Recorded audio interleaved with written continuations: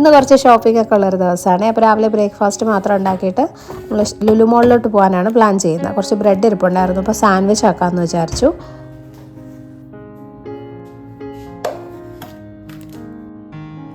ചട്നി സാൻഡ്വിച്ചാണ് ഉണ്ടാക്കാൻ പോകുന്നത് കേട്ടോ. അപ്പോൾ അതിൻ്റെ ഫില്ലിങ്ങിനുള്ള ചട്നി ഉണ്ടാക്കണം. മിക്സി ജാറിലോട്ട് ഏകദേശം അരക്കപ്പോളം തേങ്ങ, ഒരു 5-6 സാൻഡ്വിച്ചിനുള്ള തേങ്ങ ഉണ്ടാവും കേട്ടോ.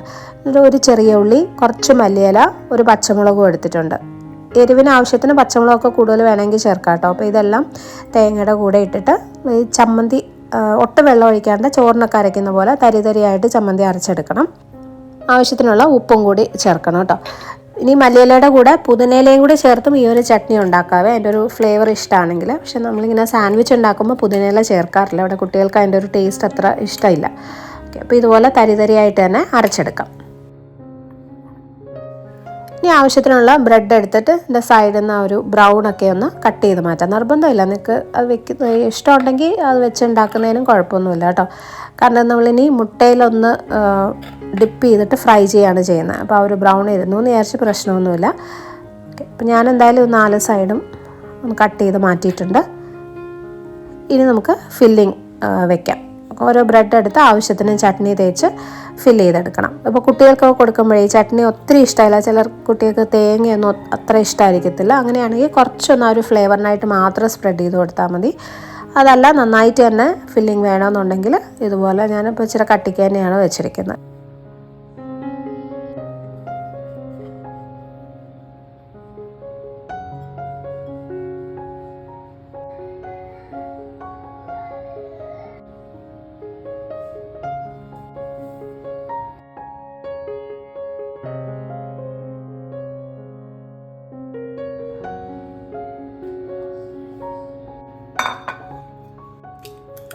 ഇനി വേറൊരു ബൗളിലോട്ട് 2-3 മുട്ട പൊട്ടിച്ചൊഴിക്കാം. അത് എത്ര സാൻഡ്വിച്ച് ഉണ്ടോ അതിനനുസരിച്ച് മുട്ട എടുത്താൽ മതി കേട്ടോ. ഇങ്ങനെ ഡിപ്പ് ചെയ്ത് ഫ്രൈ ചെയ്തെടുക്കണം.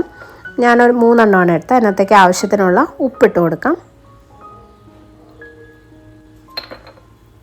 കുറച്ച് പെപ്പർ പൗഡറും കൂടി ഇടാവേ. ഇതൊക്കെ ഇഷ്ടമുണ്ടെങ്കിൽ ചേർത്താൽ മതി കേട്ടോ. പെപ്പറൊക്കെ ചേർക്കുമ്പോൾ നല്ലൊരു ഫ്ലേവറാണ്. ഇതിനകത്ത് നല്ലൊരു യെല്ലോ കളർ കിട്ടാൻ വേണ്ടിയിട്ട് വേണമെങ്കിൽ കുറച്ച് മഞ്ഞൾപ്പൊടിയും കൂടി ഇട്ട് കൊടുക്കാം കേട്ടോ. ഞാനൊരു 1/4 ടീസ്പൂൺ മഞ്ഞൾപ്പൊടിയും കൂടെ ഇട്ടിട്ടുണ്ട്. നല്ല നാടൻ മുട്ടയൊക്കെ ആണെങ്കിൽ മുട്ടയ്ക്ക് തന്നെ നല്ല യെല്ലോ കളർ ഉണ്ടാവും. പിന്നെ മഞ്ഞൾപ്പൊടിയുടെ ആവശ്യമില്ല. ഫ്രൈ ചെയ്ത് നമ്മൾ ഈ വീഡിയോയിലൊക്കെ കാണിക്കുമ്പോൾ ഒരു ഭംഗി കിട്ടാൻ വേണ്ടിയിട്ടാണ് മഞ്ഞൾപ്പൊടി ഇട്ടത് കേട്ടോ. മഞ്ഞളിൻ്റെ ചുവയൊന്നും ഉണ്ടാവത്തില്ല. ഇനി നമ്മൾ റെഡിയാക്കി വെച്ചാൽ ഓരോ സാൻഡ്വിച്ചായിട്ട് എടുത്ത് നന്നായിട്ട് ഈ മുട്ടയിലിങ്ങനെ ഡിപ്പ് ചെയ്തെടുക്കണം. സൈഡിലൊക്കെ നന്നായിട്ട് തന്നെ ആ ഒരു എഗ്ഗ് കോട്ട് ചെയ്തെടുക്കണം കേട്ടോ. നമ്മൾ ഫ്രൈ ചെയ്ത് കഴിയുമ്പോൾ ബ്രെഡ് തമ്മിൽ അങ്ങ് കുക്കായി കഴിയുമ്പോഴേ ഒട്ടിയിരിക്കും, ഇളകി പോകത്തില്ല. കുറച്ച് എണ്ണ ഒന്ന് പാനിൽ ഒഴിച്ചിട്ടുണ്ടായിരുന്നു, അതിനകത്ത് വെച്ച് ഫ്രൈ ചെയ്തെടുക്കുക. വളരെ കുറച്ച് എണ്ണ മതി കേട്ടോ, പെട്ടെന്ന് ആവുകയും ചെയ്യും. പുറമേയുള്ള എഗ്ഗ് മാത്രം ഒന്ന് കുക്കായി വന്നാൽ മതിയല്ലോ.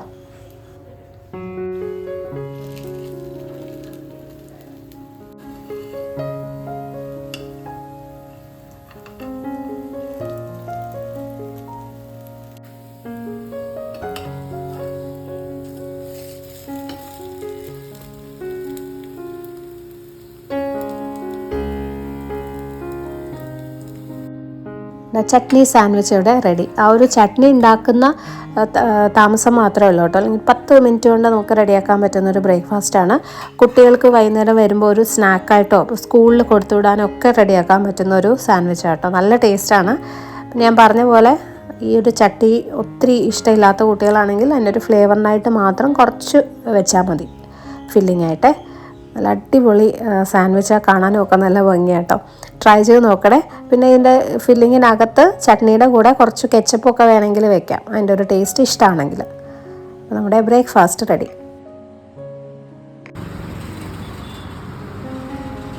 അടുത്ത ആഴ്ച മോളുടെ ബർത്ത്ഡേ ആണ്, അപ്പോൾ കുറച്ച് സാധനങ്ങൾ വാങ്ങിക്കാനുണ്ടായിരുന്നു. അങ്ങനെയാണ് നമ്മൾ ലുലുവിൽ വന്നത്.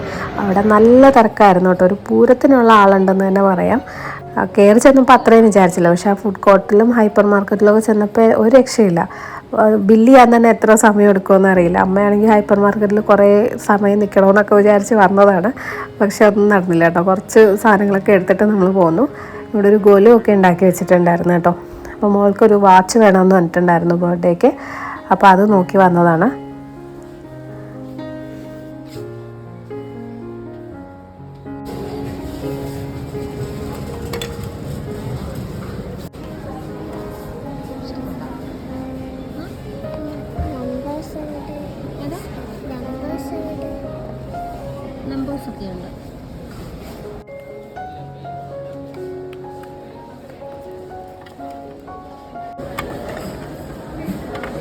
വാറണ്ടിക്ക് ഈ ബില്ല് വെച്ചിട്ടുണ്ടാകും. ഒരു വർഷത്തെ വാറണ്ടി.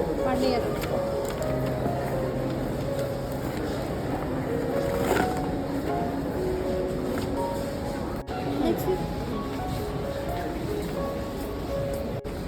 ഡ്രസ്സ് ഞാൻ കഴിഞ്ഞ പ്രാവശ്യം ലുലു ഫാഷൻ സ്റ്റോറിൽ നിന്നാണ് വാങ്ങിയത്. ബാക്കി കടകൾ അല്ലെങ്കിൽ ഓൺലൈൻ വെച്ച് നോക്കുമ്പോൾ കുറച്ചും കൂടെ വിലക്കുറവാണ് കേട്ടോ. ഈ പാർട്ടി വെയർ ഡ്രസ്സൊക്കെ ഉണ്ടല്ലോ, ഒത്തിരി ഉപയോഗമില്ല. കുട്ടികൾ ഒരു 2-3 പ്രാവശ്യമൊക്കെ ആയിരിക്കും ഇടുന്നത്. കാരണം അത്ര അങ്ങനെ ഒരു ഫംഗ്ഷനൊക്കെ പോകുമ്പോൾ മാത്രമല്ലേ നമ്മൾ യൂസ് ചെയ്യുള്ളൂ. അതുകൊണ്ട് അത്രയും വില കൊടുത്ത് നമ്മൾ വാങ്ങിക്കേണ്ട ആവശ്യമില്ല. ഇപ്രാവശ്യം ഞാൻ ശരിക്കും ഇതുപോലെ പാർട്ടി വെയർ വാങ്ങിക്കേണ്ട, കുറച്ചും കൂടി സിമ്പിളായിട്ടുള്ള ഡ്രസ്സ് വാങ്ങാം എന്നൊക്കെ വിചാരിച്ചാൽ വന്നത്. അതാകുമ്പോൾ നമുക്ക് കാഷ്വൽ വെയർ ആയിട്ട് പിന്നെയും യൂസ് ചെയ്യാമല്ലോ എന്ന് വെച്ചു. പക്ഷേ രക്ഷയില്ല കേട്ടോ. പെൺകുട്ടികളല്ലേ, അവർക്ക് ഇങ്ങനത്തെ ഡ്രസ്സ് കാണുമ്പോൾ അത് തന്നെ മതി.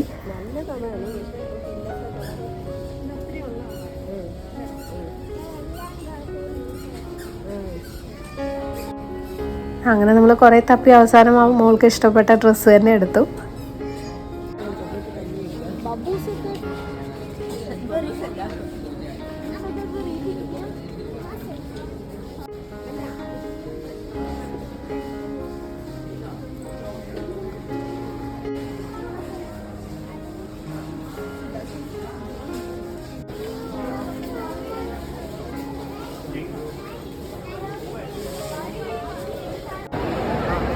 ഫുഡ് കോർട്ടിൽ ഇവിടെ പാരഗൺ തുടങ്ങിയിട്ടുണ്ടായിരുന്നു. അപ്പോൾ ഞാൻ അവിടെ നിന്ന് ഫുഡ് കഴിക്കാമെന്നാണ് വിചാരിച്ചത്.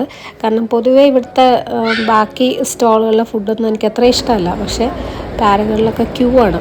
എത്ര സമയം കഴിഞ്ഞാലും ഫുഡ് കിട്ടുമെന്ന് തോന്നിയില്ല. പിന്നെ നമ്മൾ വേറെ വാങ്ങിച്ചു. കുട്ടികൾ രണ്ടുപേരും ബർഗർ കഴിച്ചപ്പോൾ അമ്മൂമ്മയ്ക്കും ബർഗർ കഴിക്കാൻ ആഗ്രഹം. അങ്ങനെ അവർക്ക് 3 പേർക്കും ബർഗറും ഞാനൊരു ബിരിയാണിയാണ് വാങ്ങിച്ചത് കേട്ടോ.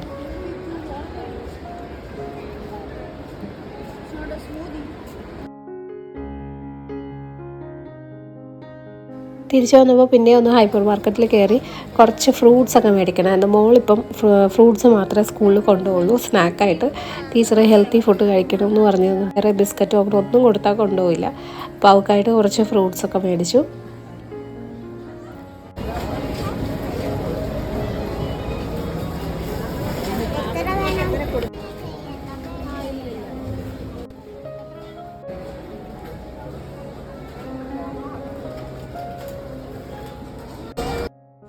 പിന്നെ ഹൈപ്പർ മാർക്കറ്റിൻ്റെ പുറത്തായിട്ട് ഒരു ഡിസ്കൗണ്ട് സെയിൽ നടക്കുന്നുണ്ടായിരുന്നു കേട്ടോ. വെറുതെ ഒന്ന് കയറി നോക്കിയതാണ്. ഒത്തിരി സാധനങ്ങളുണ്ടായിരുന്നു കേട്ടോ. നമുക്ക് കിച്ചണിലേക്ക് ആവശ്യമുള്ളതൊക്കെ. സ്റ്റോറേജ് കണ്ടെയ്നേഴ്സൊക്കെ ഒരുപാടുണ്ടായിരുന്നു. ഞാൻ അതൊന്നും വാങ്ങിയില്ല. ഈ ഒരു പവർ ഫ്രീ ബ്ലെൻഡർ കണ്ടു. ഷെഫ് ലൈനിൻ്റെ ആണ് കേട്ടോ. അത് വെറുതെ വില ചോദിച്ചപ്പോൾ 50 രൂപ. അപ്പോൾ അത് കേട്ടപ്പോൾ അമ്മയും ഒരെണ്ണം വാങ്ങി. അങ്ങനെ 50 രൂപയ്ക്ക് മീൻ പോലും കിട്ടില്ല എന്നൊക്കെ പറഞ്ഞ് അമ്മ ഒരെണ്ണം വാങ്ങിയിട്ടുണ്ടായിരുന്നു. ഇത് എത്ര യൂസ്ഫുൾ ആണെന്നൊന്നും അറിയത്തില്ല, എന്നാലും നോക്കാമെന്ന് വിചാരിച്ചു. പിന്നെ അമ്മ ഒരു പാത്രം വാങ്ങിച്ചു. സ്റ്റെയിൻലെസ് സ്റ്റീലിൻ്റെ നല്ല കട്ടി നല്ല വെയിറ്റുള്ള പാത്രം കേട്ടോ. അതിന് 299 രൂപയുള്ളൂ. ഇതുപോലെ ഒത്തിരി സാധനങ്ങളുണ്ടായിരുന്നു കേട്ടോ. പക്ഷേ നമുക്ക് നന്നായിട്ട് നോക്കിയെടുക്കാൻ പറ്റിയില്ല. കാരണം കുട്ടികൾ രണ്ടുപേരും ചെറുതായിട്ട് അലമ്പാൻ തുടങ്ങി. അവർ ക്ഷീണിച്ചു, രാവിലെ വന്നതല്ലേ. അപ്പോൾ പോകാമെന്ന് പറഞ്ഞുകൊണ്ടിരുന്നുകൊണ്ട് നമുക്ക് നേരെ അങ്ങോട്ട് നോക്കാൻ പറ്റിയില്ല കേട്ടോ. ഇതുപോലെ നമുക്ക് ഫ്രിഡ്ജിൽ വെക്കാനും സ്റ്റോർ ചെയ്ത് വെക്കാനും ഒക്കെ ഉള്ള ഒരുപാട് സാധനം ഉണ്ടായിരുന്നു. ഞാൻ പിന്നെ തപ്പി പിടിച്ചത് ഒരു ഷെഫ് ലൈൻ്റെ തന്നെ ഈ ഒരു സിസ്ലർ പാനും കൂടി വാങ്ങിച്ചു. എൻ്റെ കയ്യിൽ ഉണ്ടായിരുന്നില്ല കേട്ടോ. ഇത് കണ്ടപ്പോൾ നല്ല ക്യൂട്ടായിട്ട് തോന്നി. ഇത് 200 രൂപ എന്തേ ഉള്ളൂ. കാസ്റ്റേണാണ് ആ പാത്രം, കാസ്റ്റേണും വുഡും കൂടിയാണ്. അപ്പം ഇതിനൊക്കെ അത്യാവശ്യം നമ്മൾ ഓൺലൈൻ നോക്കിക്കഴിഞ്ഞാൽ നല്ല വിലയാണ്.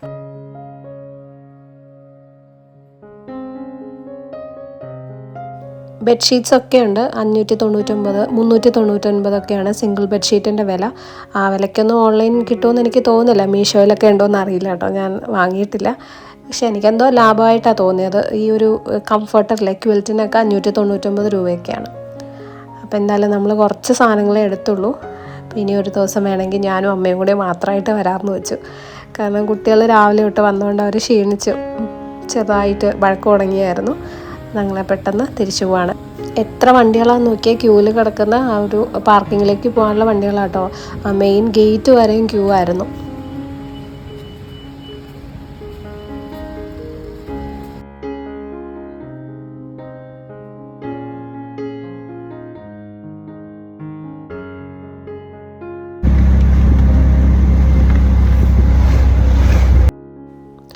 വീട്ടിലെത്തി കഴിഞ്ഞപ്പോഴേ എനിക്ക് ഈ ഒരു ബ്ലെൻഡർ ഒന്ന് ഉപയോഗിച്ച് നോക്കാനൊരാഗ്രഹം. അങ്ങനെ വൈകുന്നേരം എനിക്ക് ഡിന്നർ കഴിക്കാനുള്ള സമയമായി. അപ്പോൾ ഒരു ഓംലെറ്റ് ഉണ്ടാക്കാമെന്ന് വിചാരിച്ചു കേട്ടോ. അപ്പോൾ മുട്ടയൊന്ന് ബീറ്റ് ചെയ്ത് നോക്കാമെന്ന് വെച്ചു.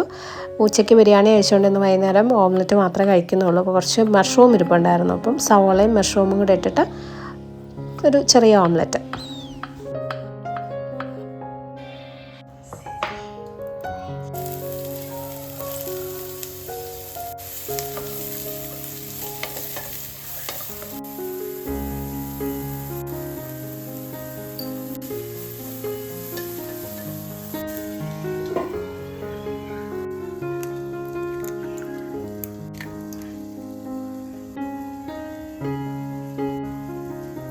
മുട്ടയിലോട്ട് കുറച്ച് പാലും കൂടി ഒഴിച്ചിട്ടാണ് ഞാൻ ബീറ്റ് ചെയ്തത്. പക്ഷേ പാല് ഒരല്പം കൂടിപ്പോയോ എന്ന് സംശയമുണ്ട്.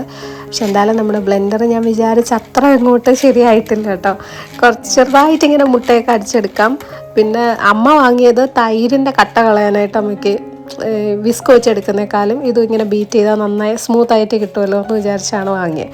അപ്പോൾ അങ്ങനെയുള്ള ഉപയോഗത്തിനൊക്കെ കൊള്ളാം കേട്ടോ. അല്ലാതെ മുട്ടയൊക്കെ ഇങ്ങനെ നമ്മൾ ഇലക്ട്രിക് ബീറ്റർ വെച്ച് ചെയ്യുന്ന പോലെ പതപ്പിച്ചെടുക്കാൻ പറ്റുമെന്ന് എനിക്ക് തോന്നുന്നില്ല. എന്നാൽ 50 രൂപയ്ക്കുള്ളൊരു ക്വാളിറ്റി ഉണ്ട്, കുഴപ്പമില്ല.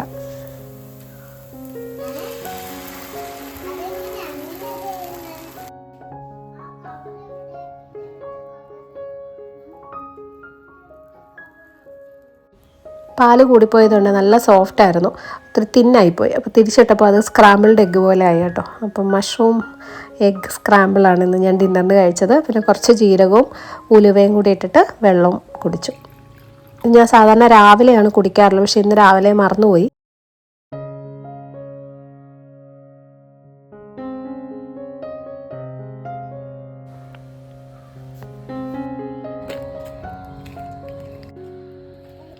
ഇപ്പോൾ സമയം 6 മണി ആയതേ ഉള്ളൂ. ഞാൻ ഡിന്നറൊക്കെ കഴിച്ചു കഴിഞ്ഞു. അമ്മയും മോളും കൂടെ അവിടെ വിളക്ക് എത്തിക്കാനുള്ള കാര്യങ്ങളൊക്കെ നോക്കുകയാണ്.